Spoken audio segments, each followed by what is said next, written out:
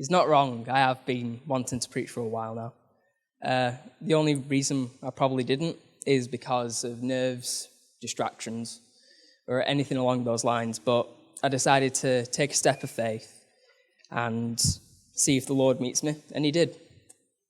Praise the Lord. So today I'm here to talk to you about faith. Now, faith is a big subject since we believe by faith that the Lord is real. We believe by faith he will save us from judgment. We believe by faith he has made a way for us all to go to heaven. So basically, it means everything. But more specifically, I'm here to talk about how strong your faith is in the Lord. And what I mean is, would your faith in the Lord be strong enough to be put through life's journey? Now, that's not very specific, so let me narrow it down. This theme reflects on my own life very much because recently I've been challenged by the Lord, and I'm going to share how. I had to change my career path. I've always wanted to be a chef, always wanted to be in the catering business, to work in a kitchen and to basically work my life there. But I felt that the Lord was calling me to leave catering. At that time, I was on a catering course and I'd just finished doing the final tests. It was 5 dishes for 5 hours. Seems pretty simple. But if you fail 2 or more, you have to do the whole 5-hour thing again. And you had one more shot. There was only one more chance to do it. I failed, and I had to do it again. The first time I failed, I didn't really feel any sadness or regret or anything along those lines. But I actually felt happy in a way. Because even though I had been building up all day to go into the exam, and after the exam, I felt like there was nothing. I was just annoyed about the fact that I needed to do it again. The second time, I passed with no problem, passed all 5 dishes, but after the exam, I didn't really find any joy. In fact, I just passed one of the major parts of the course.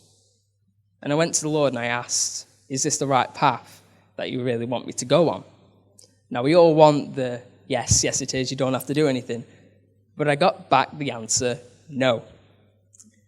That's not an answer you really want to hear, especially after doing a really hard test that you've worked so hard on and passed.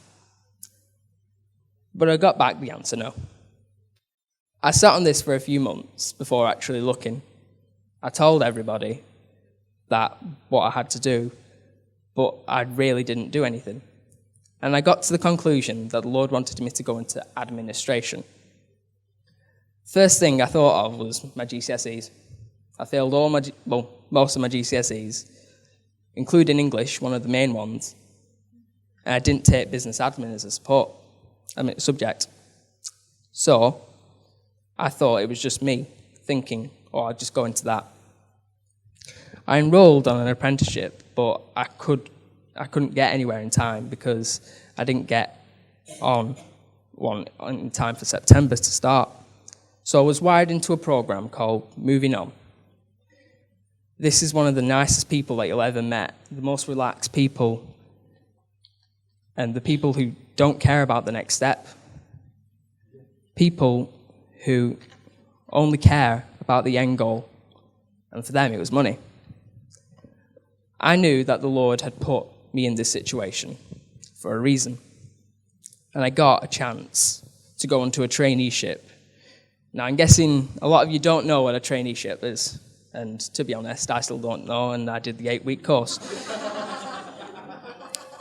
So, it's an 8-week course, 2 weeks training in college, and 6 in a workplace to help you get an apprenticeship or a CV booster. And if the traineeship like you, they'll decide to keep you on or not. But there's a cost. If you don't make it into the apprenticeship, you're not allowed to go back on to Moving On. And I had to take that decision. It's either a make or a break decision. On the traineeship is where I got a chance to understand what the Lord was actually doing. Just a glimmer. Because on the Moving On project, they do the 4 British values. And one of them is tolerance between other faiths, between other opinions.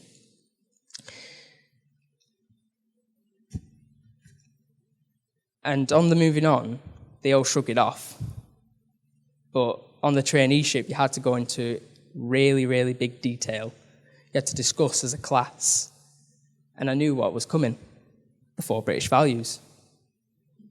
The class starts, and the question is asked, what faith are you and why? Most people say atheists, a couple said Muslim, one said Buddhism, and I said Christian. Now, why I believed is the hard part. I got a moment to tell everybody in the class the gospel and point them onto the Bible and to actually give them their chance to actually accept the Lord. But the main part is that I got to share my faith. And that is probably one of the reasons why I had to go down that road. Now, the traineeship worked and I got the apprenticeship, but I still could have not. But I didn't. If I didn't, I would have still had to get the Lord to guide me one more time, as he always does. Over Christmas, I got a book called Count It All Joy. Now, people who know me know I despise any sort of reading, and it's kind of ironic since I'm reading from a pulpit, and I've just said that I've read a book. The book has a Bible passage on it, on the front of the cover. James 1:1-4. For you know that the testing of your faith produces steadfastness, and let steadfastness have its full effect, that you may be perfect and complete. The book is about a missionary from the UK to the Belgian Congo, and with a simple message throughout her biography, to count it all joy despite your circumstances. Now, you would think that a testimony about a missionary would be about the testimony of what she actually did in the country that she went to. The funny thing is that her life as a missionary abroad ends halfway through the book. So what's the rest of the book about? Well, it's not a trick question. It's about her life back in the UK. My first thought would have been, you've given up on God's calling, and why are you going back? But she didn't just go back to the UK to relax. The Lord met her with even more work to share the gospel into schools, a bit like what peers do. I would recommend reading this book in your own time, because you can find so many lessons in this book that maybe you need to learn or to even remind yourself of. The book is written by Helen Roseveare, and trust me, you won't regret picking this book up. And that's coming from someone who still doesn't really like to read books. There's a reason why I chose the title, Is Your Faith Strong Enough to Go Through a Crucible? I've described the faith, but I haven't described the crucible part. So what does crucible mean? Now, crucible is an old word. In fact, you'll raise a couple of eyebrows just by saying it, because it's not a part of English. It's not a part of the English language anymore. The crucible is a situation of severe trial, or in which different elements interact, really leading to the creation of something new. But it's also used to hold melting metal liquid to pour into a container and to mold it. When you go through life, or the main parts of your life, this always tends to happen when there's a fork in the road, where you have a chance to turn onto a different way that will affect your life like a crucible that I just talked about. And I have limited it down to 3 things that you can do when you come across these forks in the road. Now picture our faith in the Lord as this hot burning liquid. There is 3 ways for us to use it. First way is to sit in the crucible and let all the energy boil away. The first thing you can do is nothing. Let all the energy from that burning metal in the crucible melt away and end up going past the opportunity to turn onto a different road or continue the road. I've recently learned that our generation have it so much easier than previous generations. From major things like workloads to smaller things like playing a video game. Back in the day, if you wanted to play a game on the new block computer, you had to type out every single code, every single line of code until you finished to make the game a game. We have to click a couple of buttons and boom, it's up and running. Our generation is so much lazier since we've designed machines to do stuff for us. This is why some people choose this path. They don't need to do anything. I've seen so many people who this relates to. They have opportunities to do something, to turn off the path of being lazy and walk down the same path until the path leads them off a cliff, and they just blindly walk. And when I confronted someone about this, I said, why are you letting yourself blindly walk and let things sit there unmoved and without any control or some sort of vision that you're working towards? And I told him that he could go on a different path. He just said no. I'll just wait until it's reached the end of this path, then see what's next. Now you can easily say, and that's so-and-so on this path. And that's the people who smoke weed, who are in gangs, and they're in groups. They could be. But just because you're in a church doesn't mean that you can't fall into the same group. Because at the end of the day, we're all human. And we all have the same chance of falling into the trap of actually doing nothing. The second way is to use the liquid to fill our own mold and direct our life as we want it to be. The next thing that you could do is mold your own way. Make your own path. Now this always reminds me of the golden calf in Exodus 32, 1-4.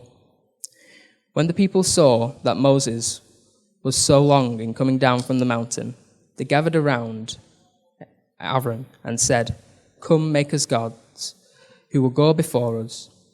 As for this fellow Moses, who brought us up out of Egypt, we don't know what has happened to him." Aaron answered them, "Take off your gold earrings that your wives, your sons, your daughters are wearing, and bring them to me." So all the people took off their earrings and brought them to Aaron. He took what they had handed him and made them into an idol cast of the shape of a calf, fashioned it with a tool.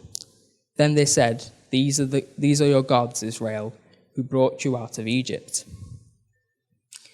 The people from Egypt take all their golden rings, earrings, just normal rings, and they make it into a golden calf and say that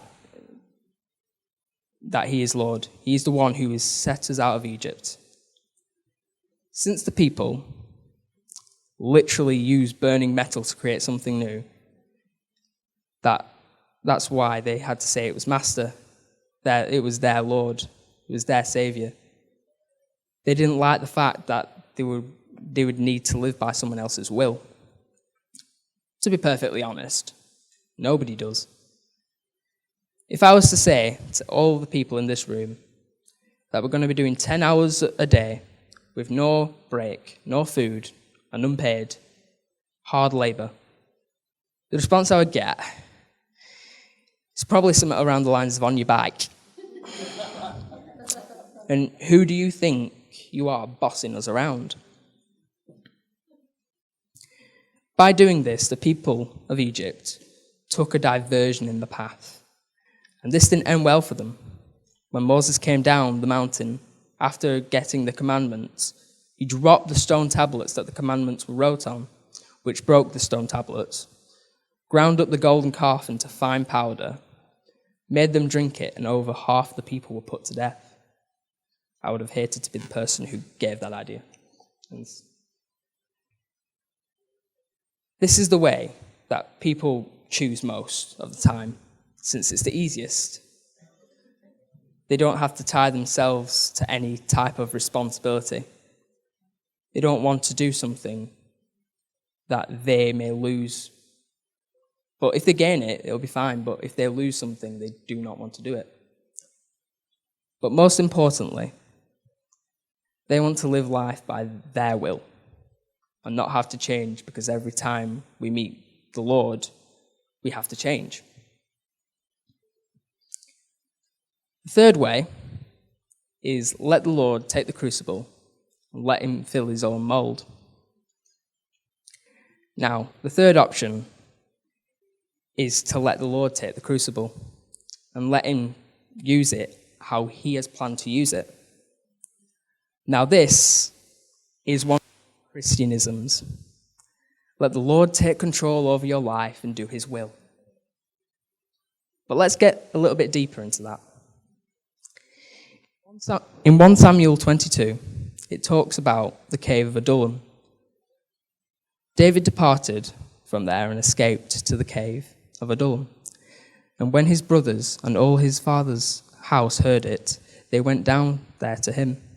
And everyone who was in distress, and everyone who was in debt, and everyone who was embittered in soul, gathered to him, and became commander over them.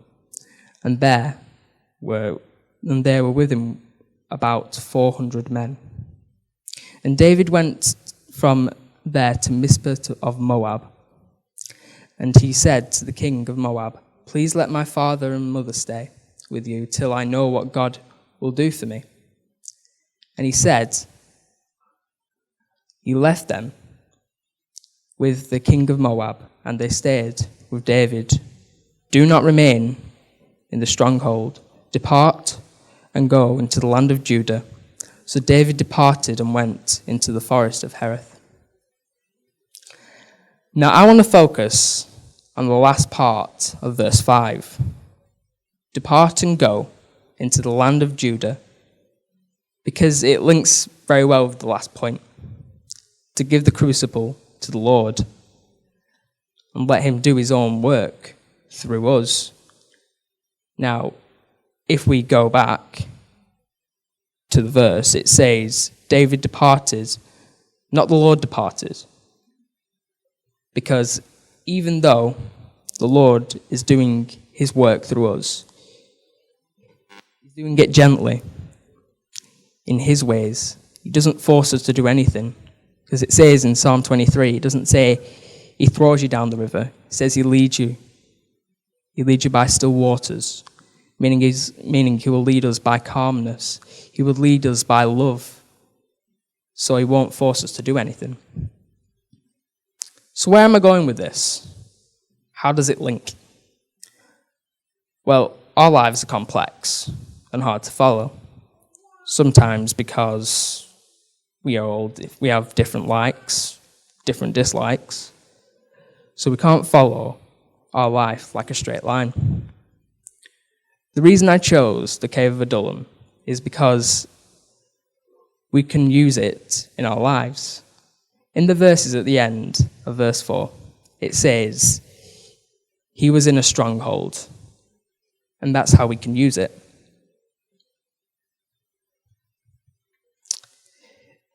Because remember what the last step it was to let the Lord take the crucible and let him fill the mold.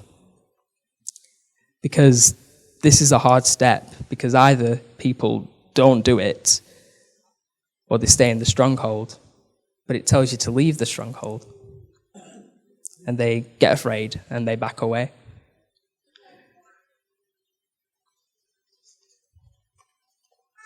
Now, what happened to the people when they left the cave? Well, they became David's mighty men. Look at the transformation between people who were in distress, they were weak, and now they can be called David's mighty men. And this is because they left the cave. So this is what we have to do. Leave the cave and be called mighty men and women in faith in the Lord. Now, it's scary to leave the cave because you don't want to leave the cave, and the reason you don't want to leave the cave in the first place is outside of the cave. So you want to stay in. In February, I went paintballing. There was one map that we played. Let's just say the enemy team just steamrolled straight through us. We, being the amazing tactical thinkers that we are, went to the biggest cover. And that made it so much easier for everybody else to round us up. And we got pinned. So we literally couldn't do anything. It didn't help with the marshal saying, "Come on, there's cover over there. All you have to do is run." We weren't having any of it. And at the end, we just surrendered. We forfeited the match. We didn't do something because of fear of being shot, the fear of the pain. And it didn't help. The first thing the marshal said, what are the 4 first letters of paintball? Pain. And yes, it does hurt for anyone who's actually wanting to go. It's very similar to the cave of Adullam. The enemy has a clear shot. If you step out of that cave, but there's cover only a couple of meters outside, but if you get to that cover, you know that the Lord will have you in the grasp, even though he already does. But you're scared of the pain. You're tired of the scaring of the pain. And at the end of it, you just talk yourself down. Now let's look back at the James verse that we looked at before. For you know that the testing of your faith produces steadfastness. And let steadfastness have its full effect, that you may be perfect and complete. There's one thing I don't like about this James verse, and that's the fact it will look amazing on a Facebook status. Because it's taking one verse out of a chapter just for encouragement. Now, there's nothing wrong with that. Nothing wrong with encouragement. But when you're taking a verse out of a chapter, it can lose most of its meaning, because it's like a coal being taken out of a fire and being left on its own. And it will eventually lose its heat and eventually die and become a Christianism. My Bible separates the James verse into sections. So let's read James 1, 2-8. My brethren, count it all joy when you fall into various trials, knowing that the testing of your faith produces patience. But let patience have its full work, have its perfect work, that you may be perfect and complete, lacking nothing. If any of you lack wisdom, let him ask God, who gives to all liberally and without reproach, and it will be given. But let him ask in faith, with no doubting, for he who doubts is like a wave of the driven sea, and tossed by the wind. For let not the man suppose that he will receive anything from the Lord. He is a double-minded man, unstable in all of his ways.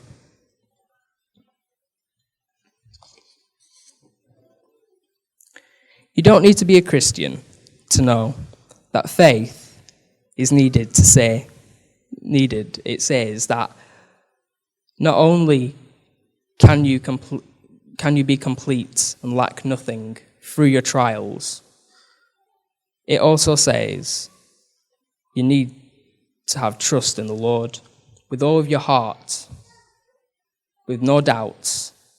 Now you see, now that we've read the other part, it gives the whole verse a completely new spin on things.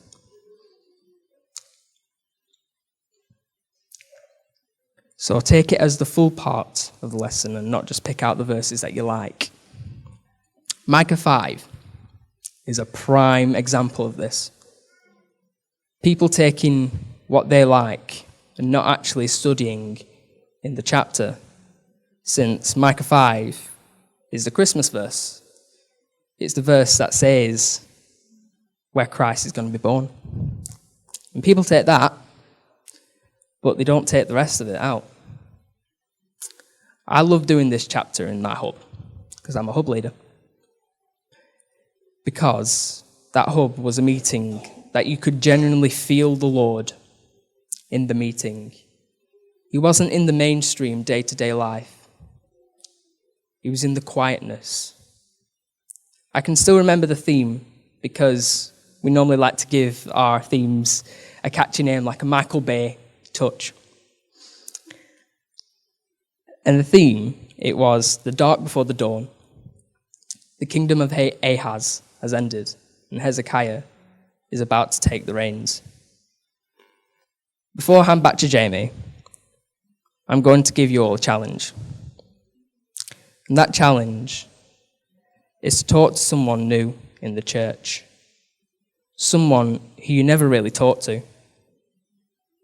If you do talk to everyone in the church, which is great, well done. But here comes the second part. Tell them about your trials that you've gone through with the Lord. Maybe the other person needs prayer. Maybe you need prayer. Maybe you need prayer to make the right decision and trust in God to go down that path. Who knows? You might end up blessing them.